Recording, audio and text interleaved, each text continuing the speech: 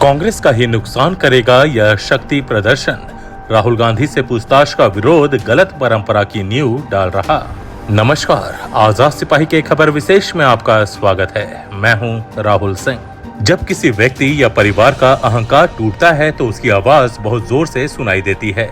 कांग्रेस के युवराज राहुल गांधी से ईडी की पूछताछ से गांधी नेहरू परिवार का यह अहंकार टूटा है कि वह देश के कानून और जांच एजेंसियों की जज से बाहर है। इसलिए देश की सबसे पुरानी पार्टी कुछ अधिक ही सक्रिय दिख रही है, लेकिन उसके नेताओं और नीति निर्माताओं को शायद इस बात का अंदाजा नहीं है कि यह शक्ति प्रदर्शन पार्टी का ही नुकसान कर रहा है।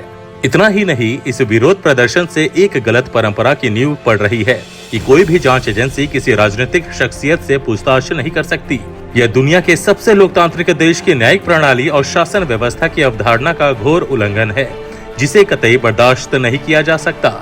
राहुल गांधी से ईडी की पूछताछ एक न्यायिक प्रक्रिया का हिस्सा है और यदि उन्होंने कुछ गलत नहीं किया है तो फिर प्रवर्तन निदेशालय से डरने या पूछताछ का विरोध करने की जरूरत क्या है। यदि कांग्रेस को प्रवर्तन निदेशालय की कार्रवाई राजनीतिक लगती है तो इसे अदालत में चुनौती दी जा सकती है। प्रवर्तन निदेशालय उसी भारतीय संविधान के प्रावधानों के तहत बनाई गई एक स्वतंत्र जांच इकाई है जो मिलने वाली शिकायतों की जांच करती है और दूध का दूध पानी का पानी करती है। राहुल गांधी से पूछताछ के राजनीतिक मायने और विरोध के असर का विश्लेषण करती आजाद सिपाही के विशेष संवाददाता राकेश सिंह की खास रिपोर्ट। देश की राजनीतिक राजधानी दिल्ली का माहौल इन दिनों बेहद गर्म है, क्योंकि प्रवर्तन निदेशालय पिछले 4 दिन से देश की सबसे पुरानी राजनीतिक पार्टी कांग्रेस के युवराज राहुल गांधी से मनी लॉन्ड्रिंग के एक आरोप को लेकर पूछताछ कर रही है। यह पूछताछ कब तक चलेगी और कितने दिन जारी रहेगी, इस बारे में कोई अंदाजा लगा पाना मुश्किल है। लेकिन देश भर में प्रवर्तन निदेशालय की कार्रवाई का कांग्रेस पुरजोर विरोध कर रही है। दूसरे शब्दों में कहा जाए तो कांग्रेस अपने युवराज के खिलाफ की जा रही कार्रवाई के विरोध में शक्ति प्रदर्शन कर रही है। दुनिया के सबसे बड़े लोकतंत्र में एक प्रशासनिक और अर्ध न्यायिक कार्रवाई के राजनीतिक विरोध का यह पहला उदाहरण है। इससे पहले 3 अक्टूबर 1977 को कांग्रेस की अब तक की सबसे ताकतवर नेता और पूर्व प्रधानमंत्री इंदिरा गांधी को भ्रष्टाचार के आरोप में बाकायदा गिरफ्तार किया गया था, लेकिन इतना हंगामा उन दिनों भी नहीं हुआ था, क्योंकि कांग्रेस भी जानती थी कि न्यायिक प्रक्रिया का विरोध राजनीतिक तरीके से नहीं किया जा सकता है। अब लौटते हैं राहुल गांधी के खिलाफ चल रही कार्रवाई और कांग्रेस के कथित शक्ति प्रदर्शन पर। भ्रष्टाचार के आरोपी को बचाने या उसके समर्थन में इतने नेताओं का इकट्ठा होना इस बात का संकेत नहीं है कि राहुल गांधी के साथ कितने लोग हैं। यह इस बात का संकेत है कि इस परिवार के साथ साथ कांग्रेस पार्टी के बाकी बड़े नेताओं ने भी पार्टी को पूरी तरह बर्बाद करने का फैसला कर लिया है। आप गलत का पक्ष लेते हुए गलत के पक्ष में खड़े होते हुए दिखेंगे तो आपके बारे में जो धारणा बनेगी वह पहले से भी गलत होगी। राजनीतिक रूप से कांग्रेस मृत्युशैया पर पड़ी है और पहले से भ्रष्टाचार के कई आरोप झेल रही है। अब पार्टी की रही सही छवि को भी नुकसान पहुंच रहा है।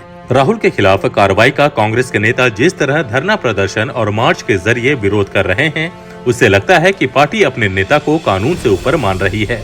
कांग्रेसी अपने दलीलों के जरिए कुछ इस तरह की धारणाएं स्थापित करने में लगे हैं मानो केंद्र सरकार जांच एजेंसियों के जरिए सोनिया गांधी और राहुल गांधी को जानबूझकर फंसा रही है, जबकि वे अच्छी तरह से अवगत हैं कि ईडी द्वारा धन शोधन रोकथाम अधिनियम के तहत नोटिस दिया जाना जांच प्रक्रिया का हिस्सा है। लेकिन कांग्रेस इस मामले को पूरी तरह सियासी बनाने पर आमादा है। यह कहीं से भी ठीक नहीं है। चूँकि यह मामला कांग्रेस समर्थित यंग इंडिया और एसोसिएट जनरल्स लिमिटेड के बीच वित्तीय अनियमितता से जुड़ा है, लिहाजा इस मामले में सोनिया और राहुल गांधी से पूछताछ जरूरी है। ईडी का मकसद यंग इंडियन और एसोसिएट जनरल्स लिमिटेड के बीच हिस्सेदारी के पैटर्न, वित्तीय लेन देन और प्रवर्तकों की भूमिका को समझाना है। लिहाजा उसने सोनिया और राहुल गांधी को तलब किया है।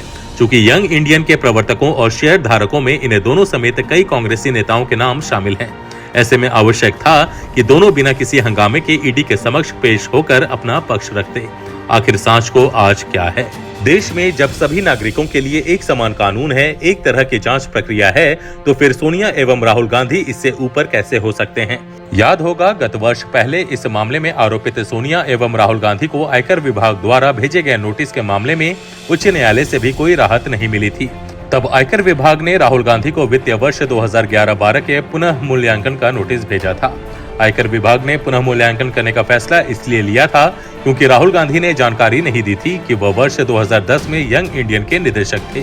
देश जानना चाहता है कि अगर आयकर विभाग पुनः मूल्यांकन करना चाहता है तो इसमें कांग्रेस को आपत्ति क्यों है। अगर सोनिया और राहुल गांधी से वित्तीय गड़बड़ी हुई है अथवा नहीं हुई, इसका दूध का दूध और पानी का पानी क्यों नहीं होना चाहिए। उल्लेखनीय है कि नेशनल हेराल्ड का मामला 2013 में तब उठा जब केंद्र में यूपीए की सरकार थी और डॉक्टर मनमोहन सिंह देश के प्रधानमंत्री थे। इस मामले को भाजपा नेता और याचिकाकर्ता सुब्रमण्यम स्वामी द्वारा उठाया गया था। उस समय उच्च न्यायालय ने सोनिया गांधी और राहुल गांधी को निचली अदालत में पेश होने का आदेश दिया था। तभी कांग्रेस ने आरोप लगाया कि यह साजिश है और इसके पीछे भाजपा का हाथ है। आज के आजाद सिपाही के खबर विशेष में बस इतना ही। देश विदेश की और भी अधिक जानकारी के लिए आप पढ़ते रहिए अपना लोकप्रिय दैनिक अखबार आजाद सिपाही। और हाँ, आप हमारे इस YouTube चैनल को जरूर सब्सक्राइब करें। धन्यवाद।